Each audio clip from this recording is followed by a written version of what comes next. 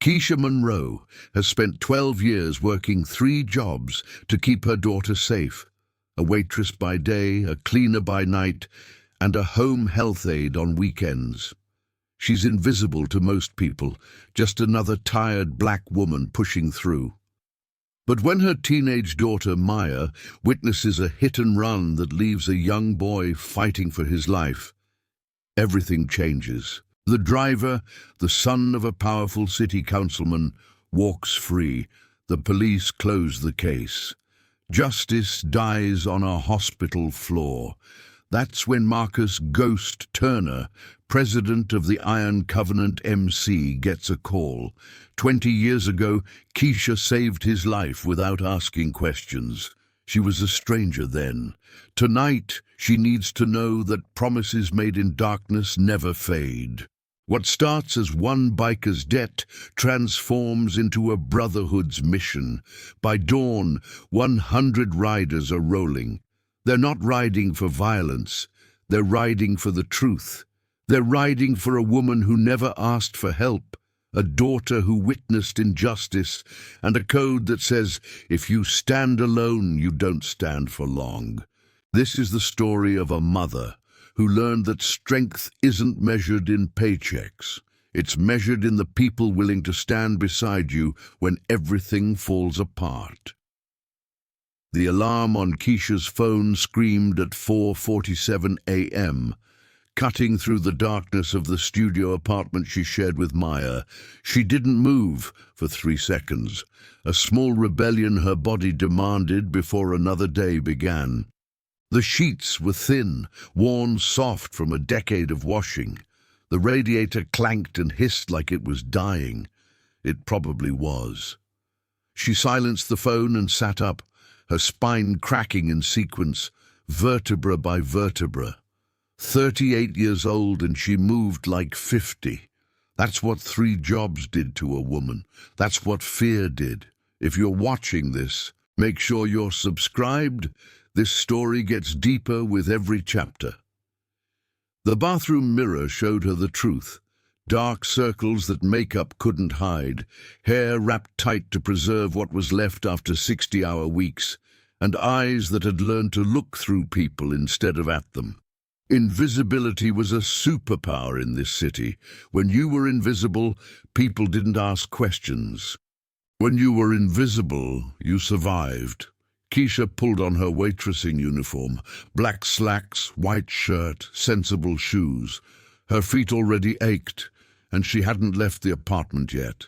She made coffee in the ancient Mr. Coffee machine, black and bitter, and left a note for Maya on the kitchen counter. Money for breakfast on the table. Lock the door. Love you, Mom. The diner on 5th Street opened at 5:30 a.m. Keisha arrived at 5:15, as she always did. Punctuality was armor. It meant nobody could say she wasn't reliable. It meant she kept her job. It meant she kept the apartment. It meant Maya had a roof. The morning shift was predictable brutality, construction workers who grabbed at her hips, businessmen who looked through her like glass, an old woman who complained that her eggs were too yellow. Keisha smiled and refilled coffee and moved through it all like smoke. Her feet screamed. Her lower back sent sharp warnings up her spine. She ignored both. By noon, her shift ended. She had 90 minutes to get to the cleaning service office across town. The bus was crowded, smelling of diesel and desperation. Keisha held the overhead rail and stared at nothing, a skill she'd perfected. Around her, the city moved in fragmented pieces, a businessman checking his phone, a kid with headphones, a mother with 2 children who never stopped moving. Everyone was going somewhere. Everyone was running from something. The cleaning service job was worse than the diner. It paid less and required more of her body. She and 3 other women, Rosa, Deshonda, and Patricia, moved through office buildings in the afternoon, emptying trash, sanitizing bathrooms, making the invisible work of keeping things clean. Keisha scrubbed toilets and wiped mirrors and mopped floors and pretended not to see the photographs on desks of families who'd never know her name. By 8 p.m., her hands smelled like bleach and her knees felt like broken machinery.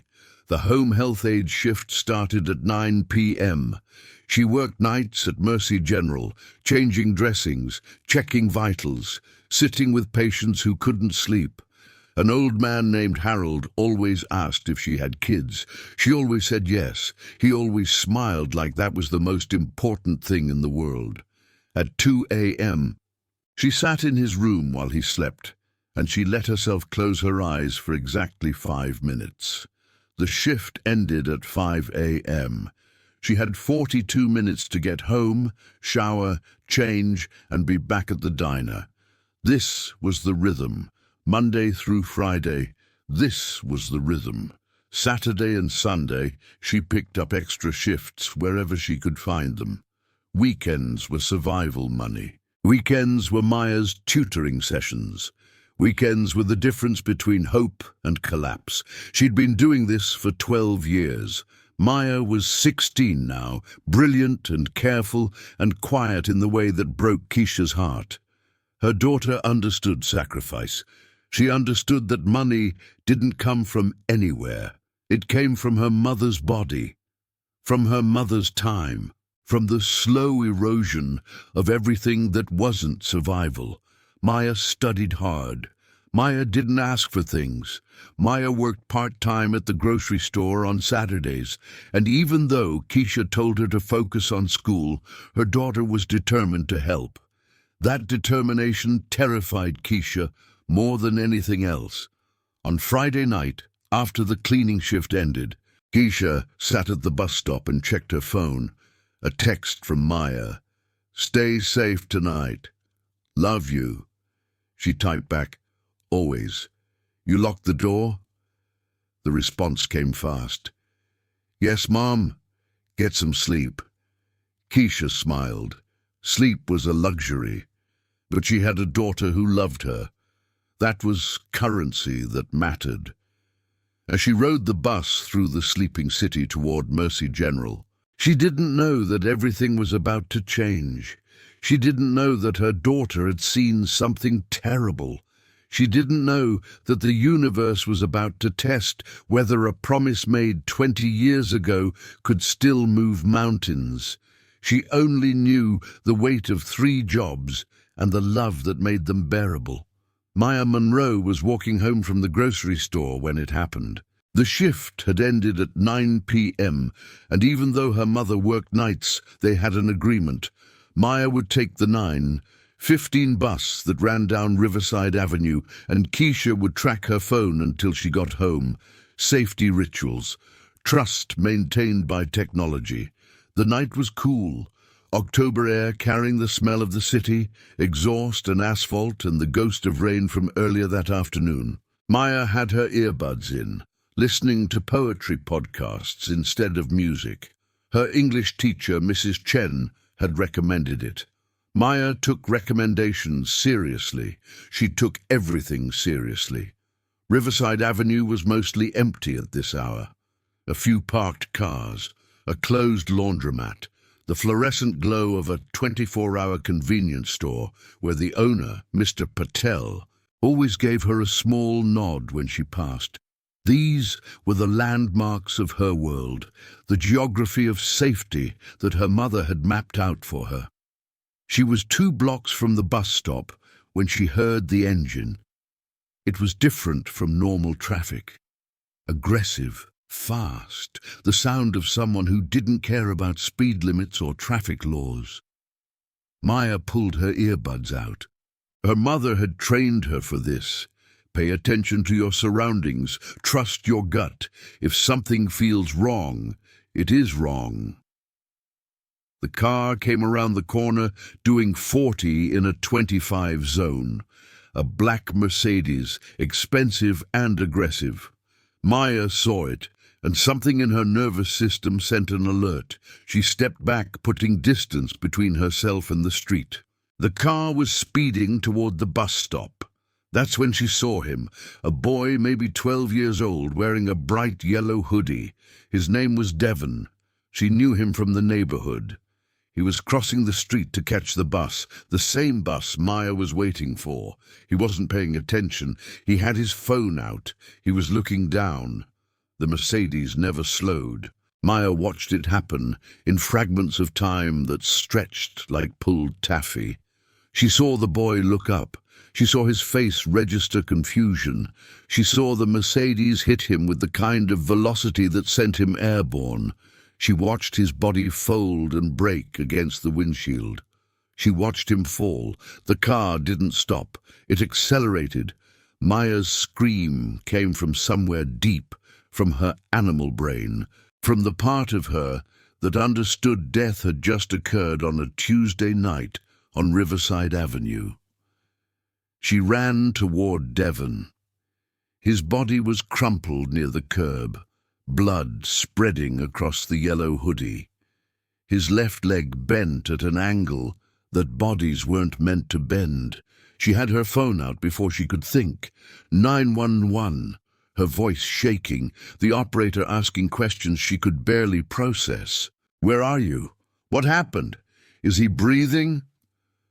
She didn't know if he was breathing. She was afraid to touch him. She was afraid to move him. She was terrified, and she was 16, and she was the only witness. The ambulance came in 7 minutes. The police came in 9. They asked her questions, and she answered them, her voice steady now, the shock calcifying into precision. She described the car. She described the driver. A young man, maybe 25, with pale skin and expensive clothes. She described the moment of impact. She described the fact that the car had accelerated. "Did you get the license plate?" the officer asked. "No," Maya said. "It all happened so fast." The officer wrote something down. He was older, probably in his 50s, with the tired eyes of someone who'd seen too much. "What's your name, sweetheart?" "Maya Monroe." "You live around here?" 3 blocks east, with my mum." The officer nodded. He took her contact information. He said something about contacting her if they needed a statement. He said it in a tone that suggested they probably wouldn't need one. He said it like this was routine. By 10 p.m., Maya was home. By 10:15 p.m., she texted her mother, "Something bad happened, I'll tell you tomorrow." Keisha called her immediately, but Maya didn't answer. She couldn't explain it over the phone. Some things required presence. Some things required a mother's hands holding yours while you described the moment a child was shattered. Instead, Maya lay in her bed and didn't sleep. She replayed the impact. She replayed the sound. She replayed the way the driver never looked back. By midnight, she checked the news. There was nothing yet. By 2 a.m., when her mother was sitting in Harold's hospital room, a story appeared. "Hit and run, victim in critical condition. Police seek witnesses." There was a photograph of Riverside Avenue. There was a quote from a police spokesperson saying they were following leads. There was no mention of a driver. There was no mention of the expensive black Mercedes. When Keisha came home at 5:30 a.m., Maya was waiting in the living room. She told her mother everything. She watched her mother's face change, from exhaustion to fear to something harder and colder. "Did you tell the police everything?" Keisha asked. "Yes," Maya said, "but they didn't seem, they didn't seem like they were taking it seriously." Keisha pulled her daughter close. She held her while Maya cried, and somewhere in that embrace, something shifted. Keisha had spent 12 years teaching her daughter that the system was there to protect them. Now, watching her child shake with the knowledge that it wasn't, Keisha felt something ancient and dangerous wake up inside her. She thought about a promise made 20 years ago. She thought about a man named Marcus. She thought about the iron code of people who kept their word. For the first time in 12 years, Keisha Monroe considered asking for help. And now, I invite you to leave in the comments where you're watching from and the exact hour you heard this story. We wish to know how far these northern confessions travel and at what moments they reach you. Keisha hadn't thought about Marcus Turner in nearly 2 decades. She'd worked hard to forget him, to forget that night, to forget what he'd meant to her, to forget the promise she'd made. But memory is elastic. It lives in the body, it lives in the nervous system, it waits. She found his number in the contact section of an old phone she'd kept in a drawer. It seemed impossible that it would still work, that he would still be reachable, that the past could be accessed like an app on a smartphone. But at 6:47 a.m., with Maya sleeping in the next room and the sun just beginning to break over the city, Keisha made the call. It rang 4 times. On the 5th ring, a man's voice, deeper now, weathered by time, said, "Yeah? Marcus?" Keisha's voice was barely above a whisper. There was a pause. She could hear traffic in the background, the sound of wind, the rumble of an engine. "Who is this?" "It's Keisha. Keisha Monroe." Another pause. Longer this time. She could almost hear him thinking, rewinding through years, searching for a face he hadn't thought about in probably the same amount of time. "Holy shit," he said finally. "Keisha." "Yeah." "What's wrong? Are you okay?"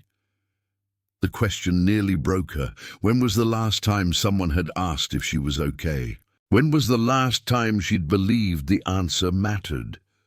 "I need to see you," Keisha said. "In person, today if you can. Keisha, Please, Marcus, it's important." She heard him exhale.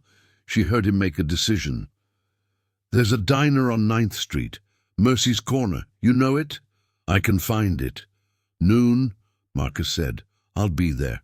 The diner smelled like coffee and bacon and 1,000 breakfasts. It was 12:15 when Keisha arrived, and Marcus was already in a booth in the back, his massive frame making the space look small. He was bigger than she remembered, broader through the shoulders, with grey threading through his beard. He wore a leather jacket over a black shirt, and on his left arm she could see the edge of a tattoo, an iron cross wrapped in chains. He stood when she approached. For a moment they were 20 years younger, and the past collapsed into the present like a building being demolished. "You look tired," he said. "I work 3 jobs," Keisha said. She sat across from him. "I'm always tired." Marcus didn't ask why. He ordered coffee for both of them, and then he waited. That was one of the things she remembered about him, his capacity for silence. He didn't fill spaces with noise. Keisha told him everything. She told him about the hit and run. She told him about Maya witnessing it. She told him about the police taking a statement and then doing nothing. She told him about checking the news and finding articles that mentioned an investigation was ongoing, but providing no details, no progress, no hope. "The driver," she said. "I think I know who it was." Maya described him. Well-dressed, young, confident in a way that suggests nobody's ever said no to him. "You have a name?" Marcus asked. "Not yet, but I have a description, and I have something else." Keisha pulled out her phone and showed him an article from the City Council meeting minutes. Among the attendees was Councilman Derek Ashford, 58 years old, rising power in city politics, known for infrastructure projects and anti-crime initiatives. There was a photograph. In it, standing beside the councilman, was a young man, maybe 26, expensive suit, the same face Maya had described. "His son," Marcus said. It wasn't a question. I think so. And I think once people realize who he is, the case gets buried. I think Maya becomes a complication. I think the system protects its own. Marcus stared at the photograph for a long time. His jaw tightened, his hands, enormous and scarred, curled slightly. 20 years ago, he said quietly. You didn't know me. You just saw someone bleeding in an alley and you stopped. You called the ambulance. You stayed until I was safe. You didn't ask questions. You didn't ask for payment. You just helped. I was a different person then, Keisha said. No, Marcus said. You were the same person. You're still the same person. That's why you're here. He pulled out his phone and made a call. Yeah, it's Ghost. Yeah, I know it's early. I need to call a church. Yeah, this one's personal. No, nobody's in danger, not yet. But I need 100% commitment. This one's about debt, and about a family that needs to know they're not alone. He ended the call and looked at Keisha directly. My motorcycle club, the Iron Covenant, we live by a code. When someone shows us loyalty, we remember. When someone's in trouble, we move. Your daughter witnessed a crime. That crime's going to be covered up. And you paid a debt when you didn't have to. Now it's our turn. I can't ask you for this, Keisha said. You're not asking, Marcus said. I'm offering. I'm collecting. Gabbard, if you're watching this far, you already know. This story isn't about violence. It's about what happens when a community decides someone matters. Stay tuned for what happens next. Word moved through the Iron Covenant MC like current through a circuit. By 3 p.m., riders were calling each other. By 6 p.m., the compound, a sprawling warehouse space on the outskirts of the city where the club maintained their bikes and held church, was filling with leather and steel and the rumble of modified engines. Marcus sat at the head of the table, a space worn smooth by decades of leadership. On his right sat Victor, the sergeant-at-arms. On his left, Jamie, the treasurer. Around them, brothers filled the space. Some were old school, in their 60s now, their beards grey and their hands gnarled from a lifetime of riding. Others were younger, recruited in recent years, hungry to prove themselves. All of them understood the language of debt and honor. 20 years ago, Marcus began, I was bleeding out in an alley on 3rd Street. Gang territory. Wrong place, wrong time, stupid mistake. I would have died if a woman hadn't stopped. She was a stranger. She didn't know me. She didn't care that I was in a motorcycle club. She just saw a human being in need, and she helped. She waited until the ambulance came. She gave her statement to the police. She asked for nothing. He paused. He looked at each face in the room. That woman has a daughter. That daughter witnessed a crime. That crime's going to be buried because the person who committed it has money and connections. The system isn't going to work for them. So we are. What do you need? Victor asked. I need 50 brothers on Riverside Avenue by dawn. I need them riding visible. I need them making it clear that someone is paying attention. I need them serving as a witness wall between that family and anyone who wants to make them disappear. And the driver? Jamie asked. Evidence, Marcus said. We find it. We document it. We make sure the story gets told in a way that can't be ignored. The room was silent. Then one by one, riders began confirming their presence. By 7 p.m., the number had grown to 80. By 9 p.m., it was over 100. Men and women who'd never met Keisha Monroe, who'd never spoken to Maya, but who understood the code. If you stand alone, you fall alone. If someone's with you, they're with you. At 11 p.m., Marcus called Keisha. "Be outside your building at 5:30 a.m., he said. "Wear something warm and keep Maya inside." "What are you going to do?" Keisha asked. "We're going to remind this city that some people matter," Marcus said. "We're going to ride for you. We're going to ride for your daughter. We're going to ride until people remember that there's a cost to corruption." When he ended the call, Keisha sat in the darkness of her apartment and cried, not tears of despair, tears of a kind of relief she'd forgotten existed, the relief of not being alone, of having someone stand beside you and say, "You matter, and I remember." Keisha stood on the sidewalk outside her apartment building at 5:23 a.m., wearing a sweatshirt and jeans and the only warm coat she owned. The city was still mostly asleep. The street was quiet except for the occasional car and the distant sound of a siren. She didn't see them at first. She heard them. It started as a low rumble in the distance, a sound that grew and deepened until it seemed to vibrate through the earth itself. Then they appeared, coming around the corner in a formation so organized it looked choreographed. Motorcycles, dozens of them, their headlights cutting through the pre-dawn darkness like an army of stars. The column stretched for nearly 2 city blocks. Harleys and custom bikes, riders in leather and patches, men and women who looked like they'd emerged from the pages of every outlaw story ever told. But there was nothing chaotic about them. Their formation was precise, their speed was controlled.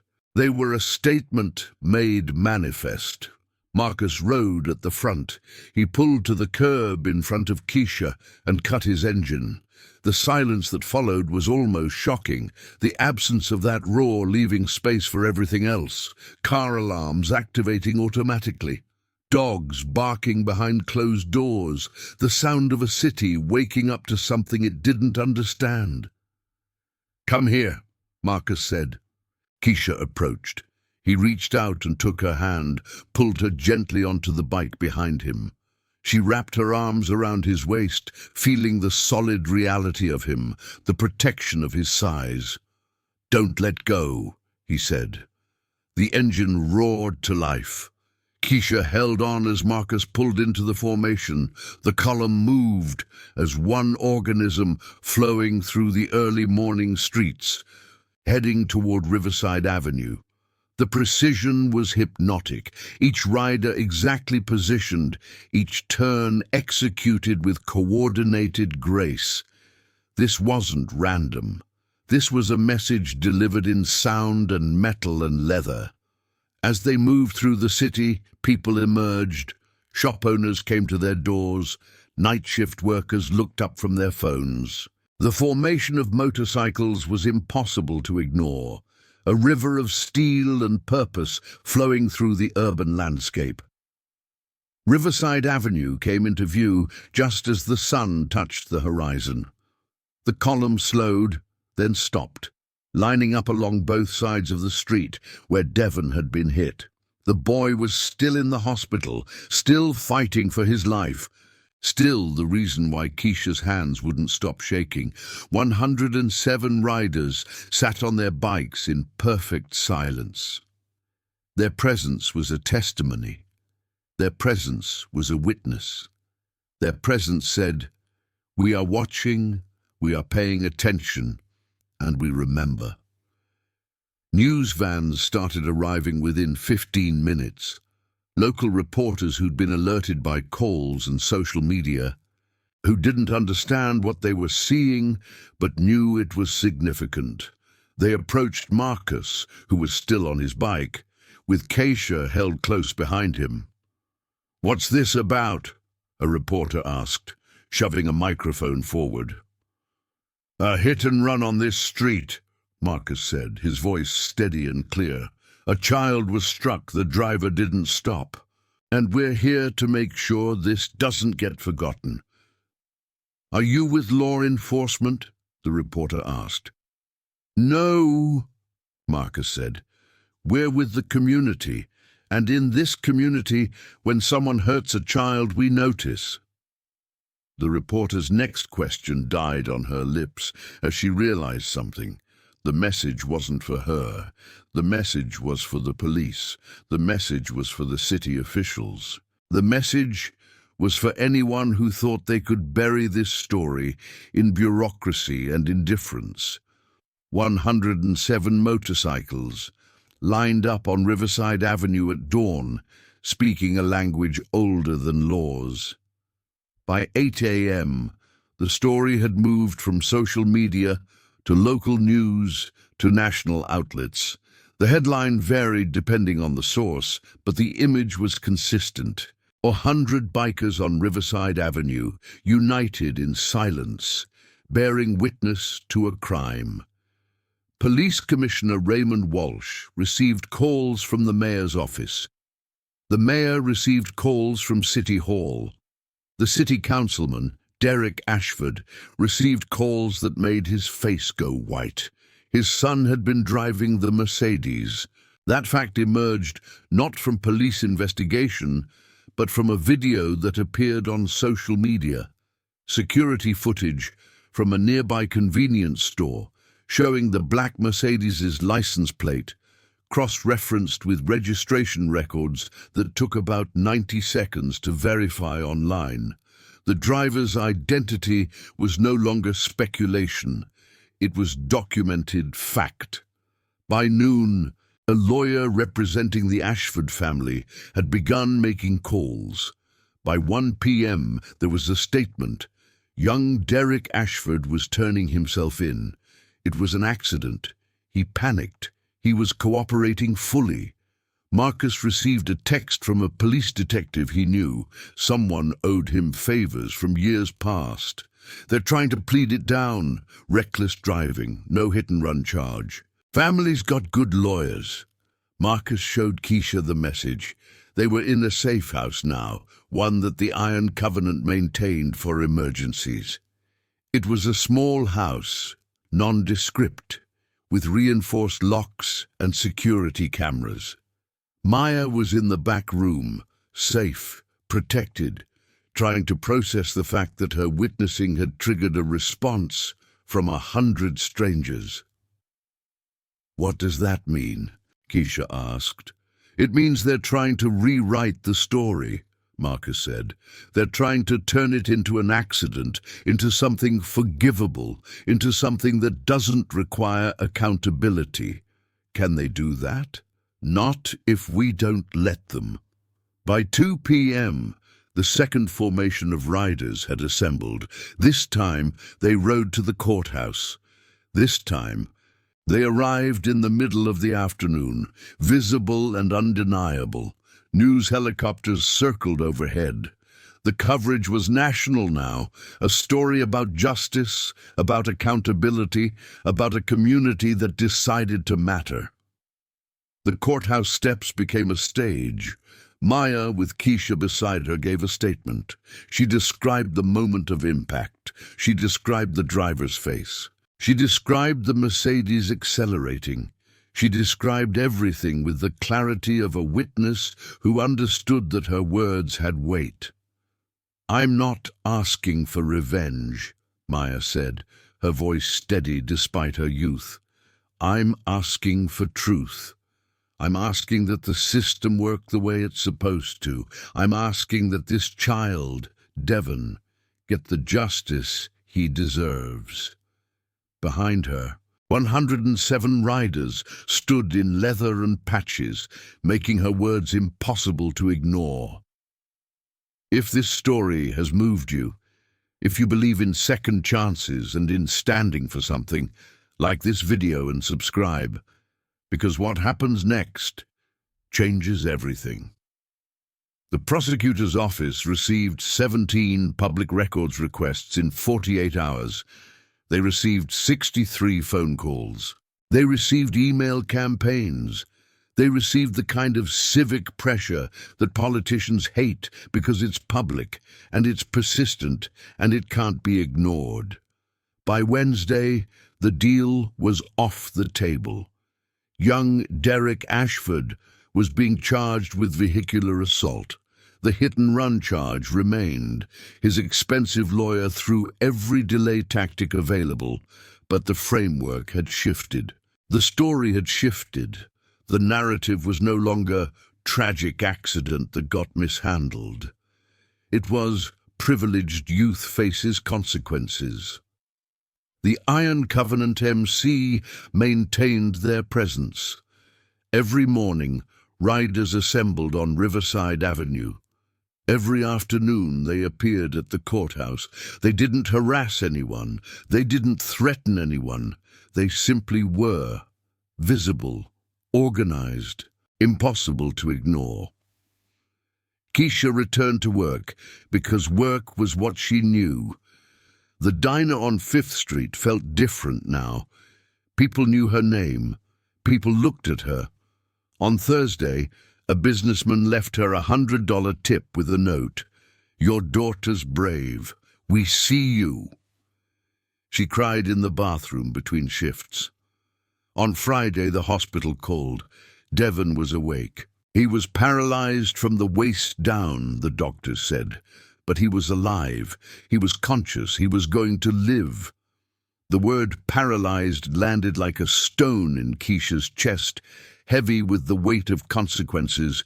But Devon's mother, a woman named Lucia, whose name she'd learned in the ICU waiting room, had wept with gratitude. "He's alive," Lucia had said, holding Keisha's hand. "My baby's alive." That was the mathematics of survival. By the following Tuesday, 1 week after that first dawn ride, Marcus picked Keisha and Maya up and took them to an Iron Covenant gathering. It was the first time they'd been to the compound, a space that Keisha had only heard about in stories and rumors. It was larger than she expected. There was a garage where bikes gleamed under fluorescent lights, each one a monument to someone's labor and love. There was a common room with worn leather couches and a bar that smelled like stale beer and history. There were photographs on the walls, decades of riders, moments frozen in time, proof that community was built brick by brick, choice by choice. Victor approached them. He was older than Marcus, with white in his beard and a scar that ran from his left eye to his jawline. "This is the family Marcus helped 20 years ago?" he asked. "This is," Marcus confirmed. Victor studied Keisha and Maya carefully. Then he nodded. "Grateful," he said simply. It was a ritual, Keisha realized, a formal acknowledgement of debt and honor. "Thank you," Maya said. Her voice was small but certain. For everything." "That's what family does," Victor said. "We show up, we remember, we make sure the people we care about know they matter." The trial was scheduled for March. That gave lawyers months to prepare, to file motions, to delay and deflect. But the public pressure never diminished. The Iron Covenant maintained their presence. Local activists joined them. Community members organized.